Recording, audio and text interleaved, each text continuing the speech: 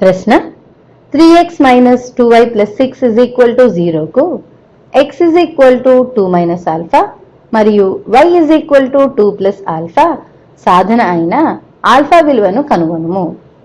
ఫలిత సమీకరణానికి 3 సాధనలను కనుగొనుము.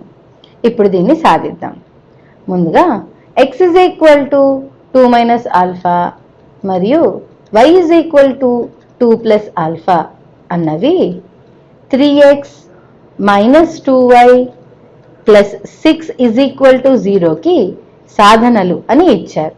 కనుక x బదులు 2 మైనస్ ఆల్ఫాని అలాగే y బదులు 2 ప్లస్ ఆల్ఫాని ప్రతిక్షేపిస్తే మనకి ఆల్ఫా యొక్క విలువ కనుక్కోవడానికి సులువు అవుతుంది.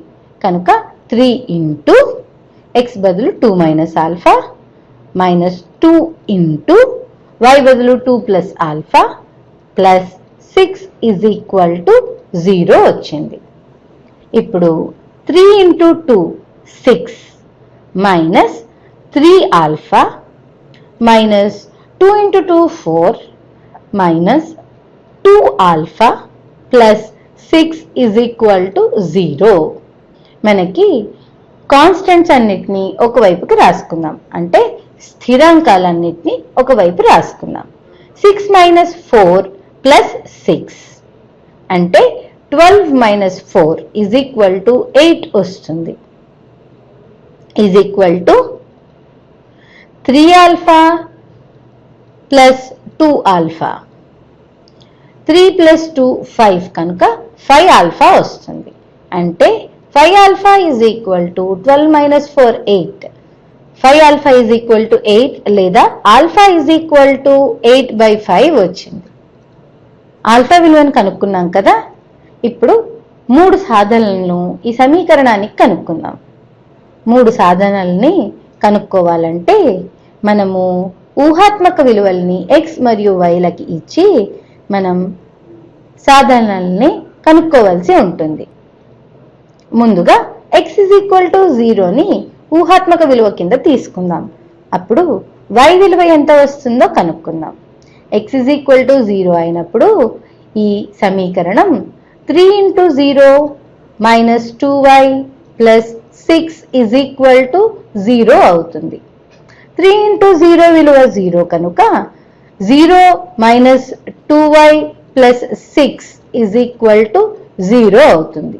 2yని కుడివైపుకి తీసుకెళ్తే 2y ఇజ్ ఈక్వల్ టు 6 వస్తుంది. అంటే 2తో ఇరువైపులా భాగించినట్లయితే 2 1s are 2 అలాగే 2 3s are 6 కనుక y ఇజ్ ఈక్వల్ టు 3 వచ్చింది. అంటే 0,3 అన్నది ఒక సాధన. ఇప్పుడు రెండవ సాధనని చూద్దాం.